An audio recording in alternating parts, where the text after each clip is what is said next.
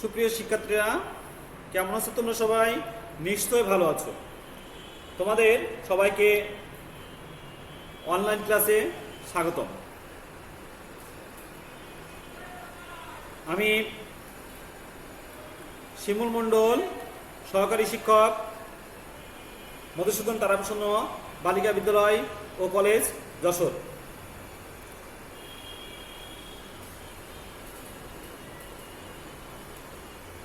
তোমরা জানো যে করোনা ভাইরাসের মহামারীর কারণে গত মার্চ থেকে তোমাদের শিক্ষা প্রতিষ্ঠান বন্ধ আছে, যার কারণে তোমাদের পড়াশোনার ব্যাপক ক্ষতি হচ্ছে। এই ক্ষতি কিছুটা পুষিয়ে নেওয়ার জন্য ক্যাবেল টিভির মাধ্যমে শিক্ষকরা নিয়মিত ক্লাস নিচ্ছেন তোমাদের, যারই ধারাবাহিকতায় আজ আমি তোমাদের সামনে হাজির হয়েছি।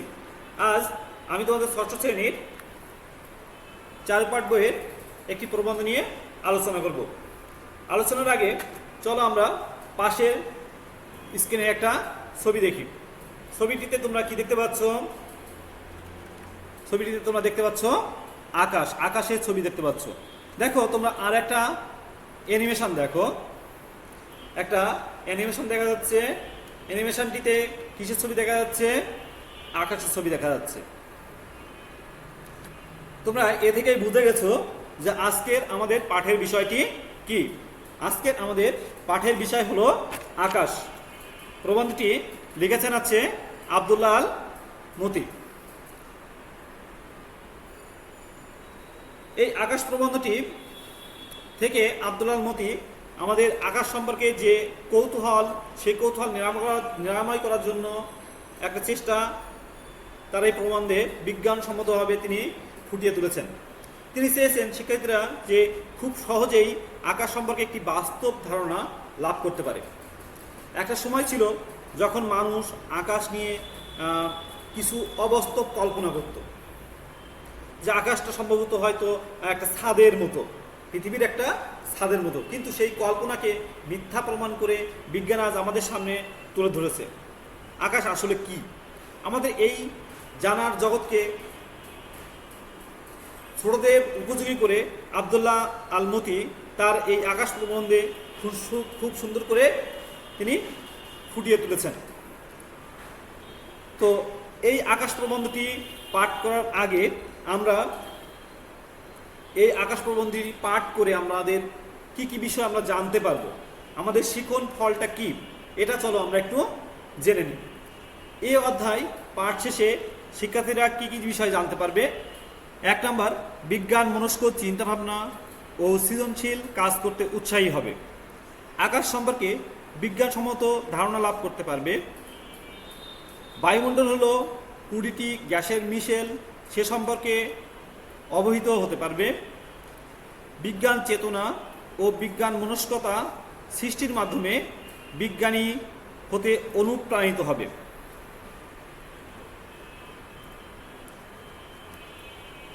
তো শিক্ষার্থীরা, আমরা এই অধ্যায় শেষে আমরা যা যা শিখব সেটা জেনে গেলাম। এখন আমরা এই আকাশ প্রবন্ধটির যে লেখক আব্দুল্লাহ আল মতি, সে সম্পর্কে আমরা একটু জানার চেষ্টা করব। দেখো, এই আব্দুল্লাহ আল মতি, তোমরা পাশের স্ক্রিনে একটা ছবি দেখতে পাচ্ছ। ইনি হলেন সেই বিখ্যাত লেখক আব্দুল্লাহ আল মতি। আমরা তার সম্পর্কে একটু জানার চেষ্টা করি।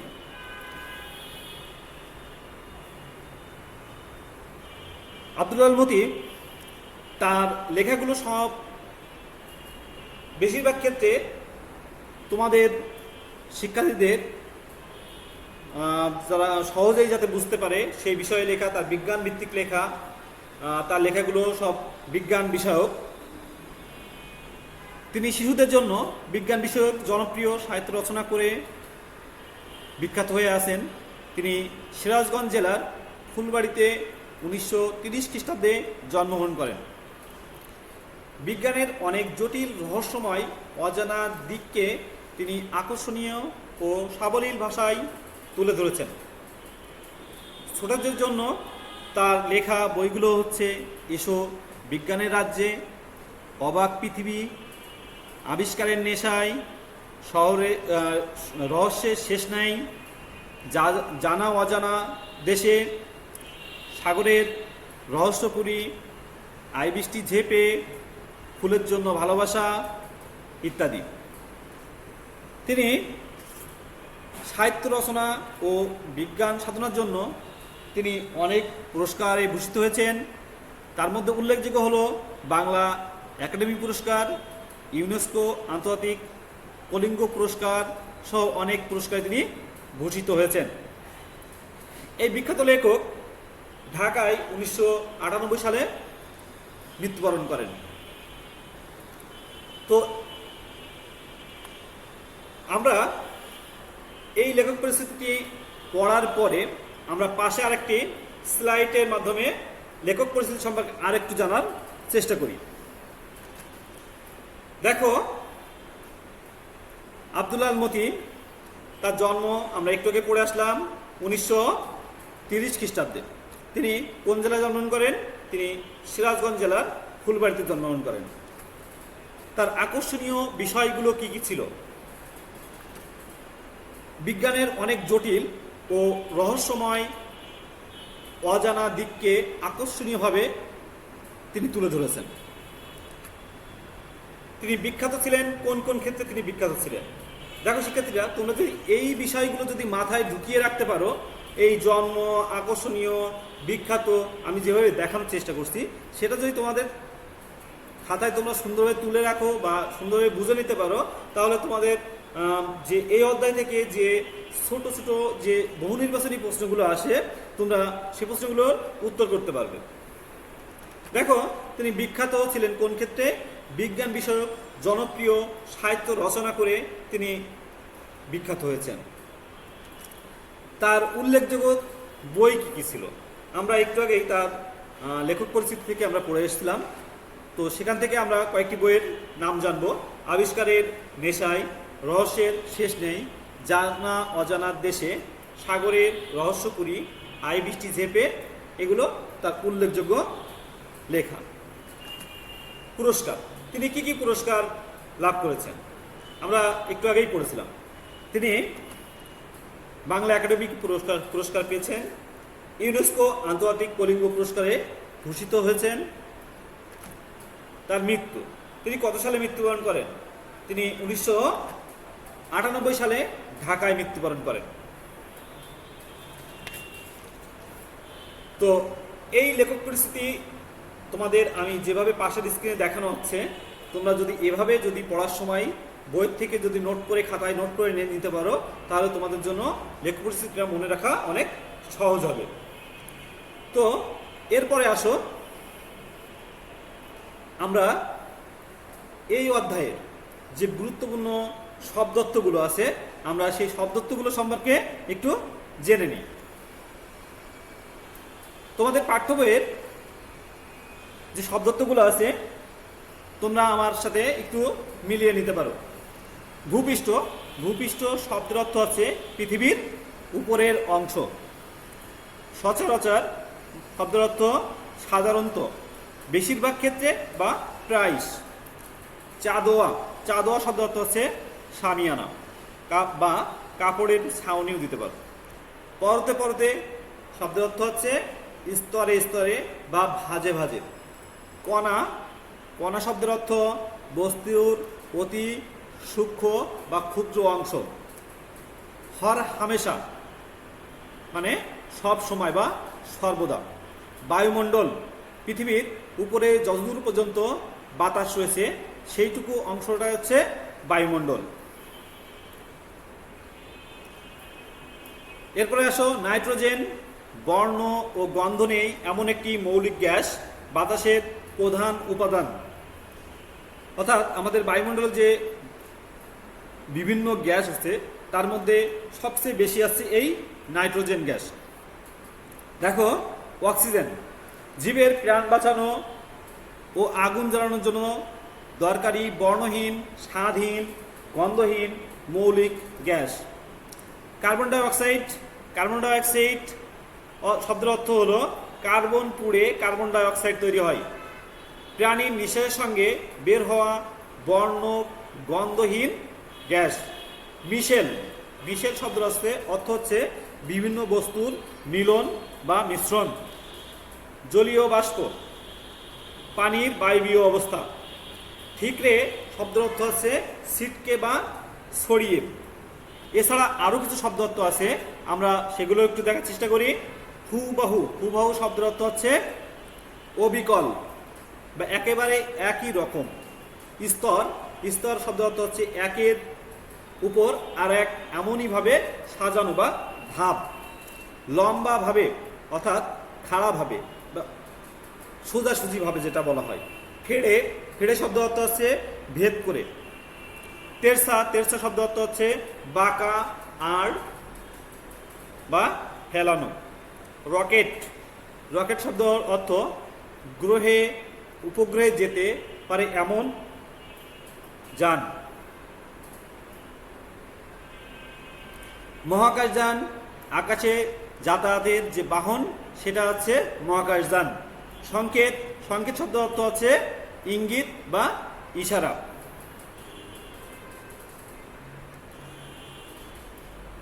দেখো শিক্ষার্থীরা, আমরা এই শব্দার্থগুলো অবশ্যই মনে রাখার চেষ্টা করব, কারণ এই শব্দার্থ থেকেও কিন্তু তোমাদের বহু নির্বাচনী প্রশ্ন অনেক সময় আসে। এরপর দেখো, তোমরা পাশের স্ক্রিনে আকাশের বিভিন্ন ছবি তোমরা দেখতে পাচ্ছ।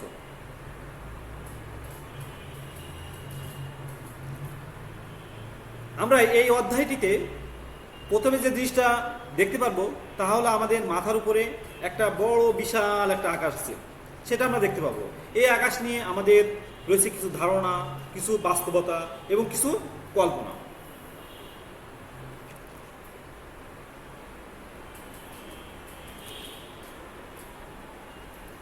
প্রথমে একটা সময় ছিল সুপ্রাচীন কালে, মানুষ আকাশ সম্পর্কে প্রকৃত ধারণা তখন মানুষ লাভ করেনি। তখন মানুষ কি মনে করতো, যে আকাশটাকে মনে করতো একটা ঢাকনার মতো মনে করতো।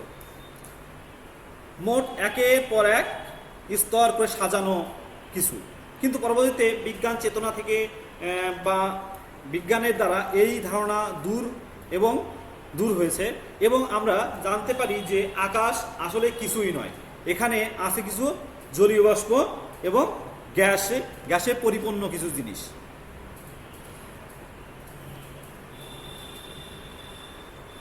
দুনিয়ায় এমন অনেক জায়গা আছে যেখানে ঘরবাড়ি, গাছপালা, নদী নালা এগুলো নাও থাকতে পারে, কিন্তু সেখানে যে আকাশ নেই, এই জিনিসটা কল্পনা করা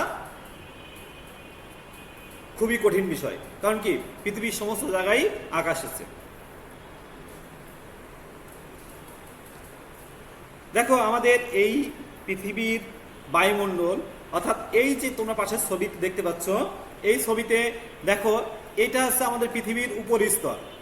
উপরিস্তরের উপরে এইটাকে বলা হয় বায়ুমণ্ডল। এই বায়ুমণ্ডলে বিভিন্ন গ্যাস দ্বারা পরিপূর্ণ। অক্সিজেন আছে, হাইড্রোজেন আছে, নাইট্রোজেন আছে, জলীয় বাষ্প আছে। এইটা আছে বায়ুর স্তর। এই বায়ুর স্তরের উপরে সব কিছুই আছে আমাদের আকাশ। এই বায়ুস্তরে রয়েছে কি রয়েছে, যা আমি একটু আগেই বলছিলাম, নাইট্রোজেন, অক্সিজেন, কার্বন ডাইঅক্সাইড, এমন গোটা 20 বর্ণহীন গ্যাসের মিশেল। আর আছে পানির বাষ্প এবং ধূলিকণা। দেখো, আমাদের পৃথিবীর উপরে স্তরে যে বায়ুমণ্ডল আছে, এই বায়ুমণ্ডলকে 5টি ভাগে ভাগ করা হয়। একটা আছে ট্রপোমণ্ডল, এটা শূন্য থেকে অর্থাৎ পৃথিবীর উপরিস্তর থেকে 12 থেকে 15 কিলোমিটার পর্যন্ত বিস্তৃত। তারপর স্ট্রাটোমণ্ডল, সেটা আছে 12 কিলোমিটার থেকে 15 কিলোমিটার, অর্থাৎ 12 থেকে 15 থেকে শুরু 50 কিলোমিটার পর্যন্ত এই স্ট্রাটোমণ্ডল বিস্তৃত। আর তারপরের স্তর হচ্ছে মেসোমণ্ডল, সেটা আছে 50 থেকে 80 কিলোমিটার পর্যন্ত ধরা হয়। তাপমণ্ডলটা ধরা হয় 80 থেকে 700 কিলোমিটার পর্যন্ত। আর এক্সপ্লোমণ্ডল আছে, সেটা আছে 700 কিলোমিটার এর উপরে যা আছে সেগুলো সবই এক্সমণ্ডল হিসেবে বলা হয়ে থাকে। দেখো, এই পৃথিবীর যে বায়ুস্তর, এই যে বায়ু পৃথিবীকে ঘিরে আছে, আকাশে যে বায়ু এটাকে যদি আমরা পুরো বায়ু ধরি, তাহলে এই যে অংশটা দেখতে পাচ্ছ, এটা আছে নাইট্রোজেন। সেটা হচ্ছে কত অংশ? 78.084%। এটা হচ্ছে নাইট্রোজেন। আর দেখো এই যে সবুজ অংশ দেখতে পাচ্ছি আমরা স্ক্রিনে, এই সবুজ অংশটি আছে অক্সিজেন, যেটা আছে 20.946%। আর বাকি যে এই হলুদ অংশটা তোমরা দেখতে পাচ্ছ, এই হলুদ অংশটা হলো বাকি আর যে সমস্ত গ্যাস আছে, হিলিয়াম, জলীয় বাষ্প বা অন্যান্য যে সব গ্যাস আছে, সেই সব গ্যাস সমূহ। তো চলো আমরা পাশের স্ক্রিনে আমরা আরেকটু জানি যে কোন কোন গ্যাস বায়ুমণ্ডলে আছে এবং সেই গ্যাসগুলো কত পার্সেন্ট করে আছে। দেখো নাইট্রোজেন আছে 78.084%, অক্সিজেন আছে 20.946%, অর্গান আছে 0.9340%, কার্বন ডাইঅক্সাইড আছে 0.03997%, নিয়ন আছে 0.0018%, হিলিয়াম আছে 0.0000524%। এভাবে আরও অনেক গ্যাস তোমাদের এই বায়ুমণ্ডলে আছে, যেমন krypton, hydrogen, nitrous oxide, carbon monoxide, xenon, ozone, nitrogen dioxide, iodine, ammonium. আচ্ছা, এই সব গ্যাসগুলো ছাড়াও আরেকটা গ্যাস বায়ুমণ্ডলে, সম্পূর্ণ বায়ুমণ্ডল দ্বারা ভরা থাকে, সেটা হলো যে আমরা দেখতে পাচ্ছি জলীয় বাষ্প। এটা আছে 0.25%।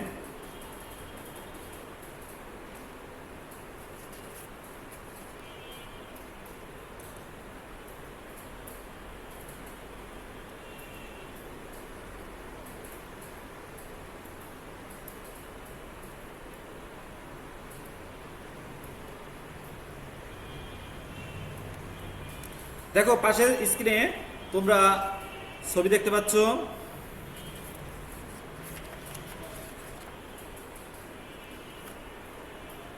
সূর্য আমাদের পৃথিবীতে এক এক রকমভাবে আমাদের সামনে এসে হাজির হয়। কখনো দেখা যায় এটা লাল রঙের, কখনো আমরা দেখি যে আকাশ লাল বর্ণ ধারণ করেছে, আবার কখনো দেখি আকাশ নীল বর্ণ ধারণ করেছে, আবার কখন রৌদ্রোজ্জ্বল, আবার কখন আকাশ কালো মেঘে ঢাকা পড়ে আছে। তাহলে সূর্য থেকে আসা আলো যখন এই গ্যাসের কণায় প্রতিফলিত হয়, এই যে বায়ুমণ্ডলে 20টির অধিক গ্যাস আছে, এই গ্যাসগুলো দ্বারা যখন প্রতিফলিত হয়, তাহলে প্রতিফলিত হয়ে আপাতন কোণের উপরে নির্ভর করে বিভিন্ন রঙের আমাদের কাছে এসে আকাশ দেখা দেয়। কখনো আকাশ রৌদ্রোজ্জ্বল, আবার কখনো উজ্জ্বল, কখনো মেঘলা, কখনো কালো, কখনো লাল, কখনো নীল, এরকম আমরা দেখতে পাই। বিভিন্ন কারণে আকাশ আমাদের কাছে ধরা দেয়। তার পিছনে একটি কারণ আছে, সেটা হলো বায়ুমণ্ডলের এই গ্যাসীয় অবস্থা এবং এই আকাশের মধ্যে থাকা জলীয় বাষ্পের কণা।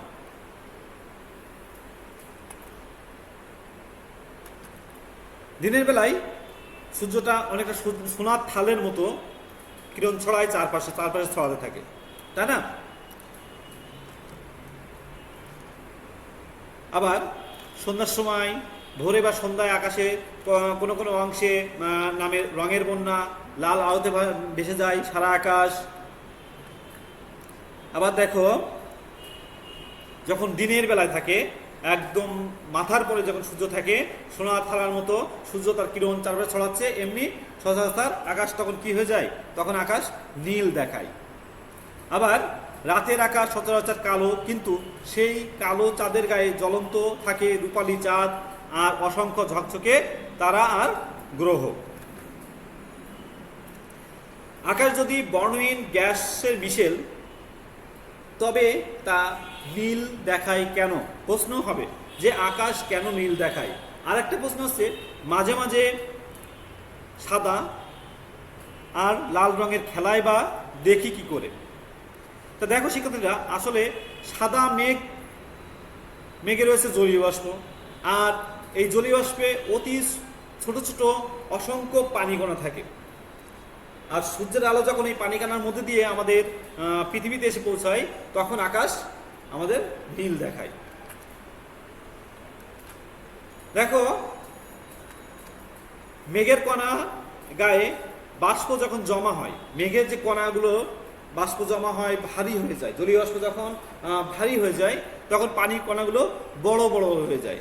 তৈরি বড় বড় কণার মধ্যে দিয়ে সূর্য খুব সহজে আমাদের পৃথিবীতে এসে পৌঁছাতে পারে না, আর তখন আকাশের রং হয়ে ওঠে কালো।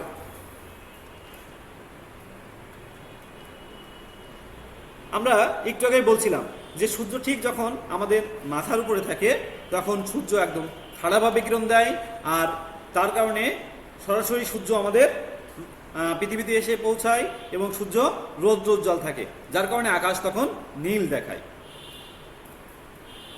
আমরা পাশের স্লাইডটি লক্ষ্য করব এবং আমার কথাগুলো মনোযোগ সহকারে শিক্ষার্থীরা শুনবে।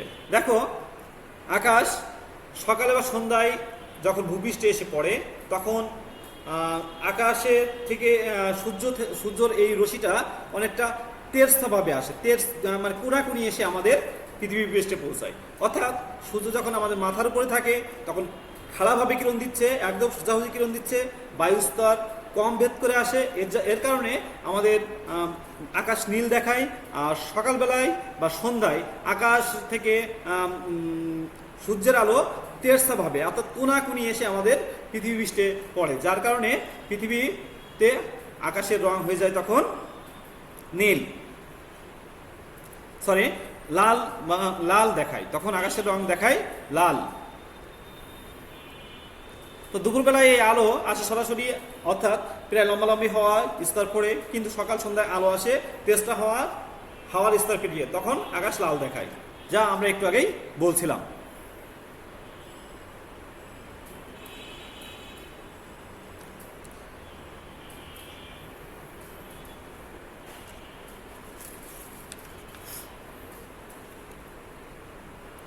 দেখো, এই আকাশ সম্পর্কে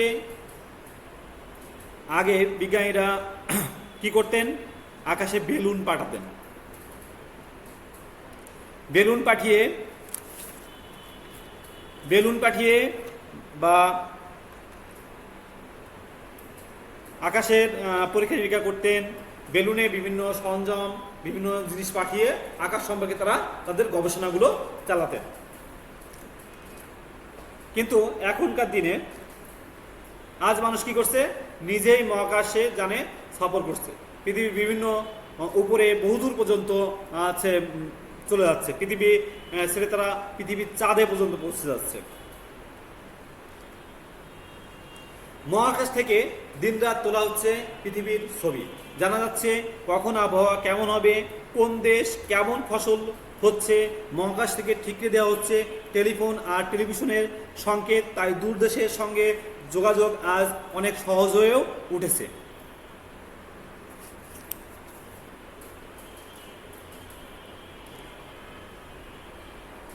তো শিক্ষার্থীরা, আমরা একটা জিনিস কিন্তু বুঝতে পেরেছি যে আকাশ শুধু এখন আর বিস্ময়ের বিষয় নয়, এটি একটি যোগাযোগের মাধ্যমও।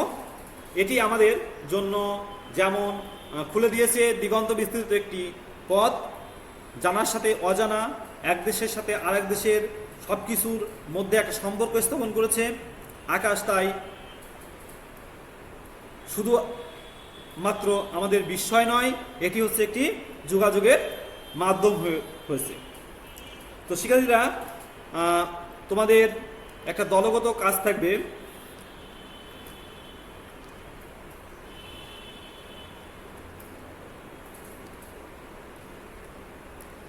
মহাকাশ সম্পর্কে তোমাদের যে অভিমত প্রকাশ করে দলে আলোচনা করে 5টি বাক্য লিখবে এবং সেটা যখন স্কুল খুলবে তখন তোমাদের বিষয় শিক্ষকের কাছে খাতাটা দেখিয়ে নেবে। তো শিক্ষার্থীরা, আমরা এই অধ্যায় পাঠ শেষে আমরা এই অধ্যায়ে থেকে কিছু বহু নির্বাচনী প্রশ্ন চেষ্টা করব করার। দেখো, এখানে কিছু বহু নির্বাচনী প্রশ্ন দেওয়া আছে, প্রশ্নগুলো সব কালো বর্ণে লেখা আছে, শুধু সঠিক উত্তরটি নীল বর্ণে দেওয়া আছে। নিশ্চয় তোমরা বুঝে গেছো যে সঠিক উত্তর কোনটা হবে। দেখো, 1 নম্বর, আকাশ প্রবন্ধটি কার লেখা? উত্তর হবে আব্দুল্লাহ আল মতি। 2 নম্বর হচ্ছে আব্দুল্লাহ মতি কত সালে জন্মগ্রহণ করেন? 1930 সালে জন্মগ্রহণ করেন। 3 নম্বর, আকাশ প্রবন্ধটি পাঠের উদ্দেশ্য কি? বিজ্ঞান চেতনার সৃষ্টি। 4 নম্বর, রাতের আকাশ সচরাচর কি রঙের হয়? নিশ্চয়ই তোমরা জানো, কালো রঙের হয়। সোনার থালার মতো সূর্য তার চারপাশে কিরণ ছড়ায় কখন? দিনের বেলায়। তো দেখি আমরা তারপরে আরো কিছু বর্ণিত প্রশ্ন আছে। কখন রঙের বন্যা নামে? ভোরে বা সন্ধ্যায়। ভোরে বা সন্ধ্যার সময় রঙের বন্যা নামে। আগের দিনে লোকেরা আকাশকে কঠিন ঢাকনা মনে করতো কেন? কারণ বিজ্ঞানসম্মত জ্ঞান তখন ছিল না, বিজ্ঞানসম্মত জ্ঞান না থাকার কারণে। 8 নম্বর, আকাশে আসলে কিসের ঢাকনা? আকাশটা আসলেই কিসের ঢাকনা? আমরা একটু আগে চেষ্টা করেছি এটা বোঝানোর। সেটা হলো বায়ুমণ্ডলের একটা স্তর, অর্থাৎ বায়ুমণ্ডলের ঢাকনা। বায়ুমণ্ডলের কয়টি বর্ণহীন গ্যাস রয়েছে? 20টির গ্যাস রয়েছে। নাইট্রোজেন কি? বাতাসের প্রধান উপাদান। অর্থাৎ বায়ুমণ্ডলে যে 20টি বর্ণহীন গ্যাস আছে তার সবচেয়ে বেশি উপাদান আছে কি? নাইট্রোজেন। তো শিক্ষার্থীরা, তোমাদের বহু নির্বাচনী পরে তোমাদের একটা বাড়ির কাজ থাকবে। ঝটপট খাতা খুলে বাড়ির কাজটা তুলে নিবে। দিনের আকাশ ও রাতের আকাশ বৈচিত্র্যময় বিষয়ে 10 লাইনের একটি অনুচ্ছেদ লিখবে। তোমাদের স্কুল খোলার পরে তোমাদের যে বিষয় শিক্ষক স্যার আছেন তার কাছ থেকে এটা তোমরা দেখিয়ে নিবে। তো শিক্ষার্থীরা, নিশ্চয়ই তোমরা এই পাঠটি থেকে বুঝতে পেরেছ। তো আজকে এ পর্যন্তই। তোমাদের সবাইকে ধন্যবাদ।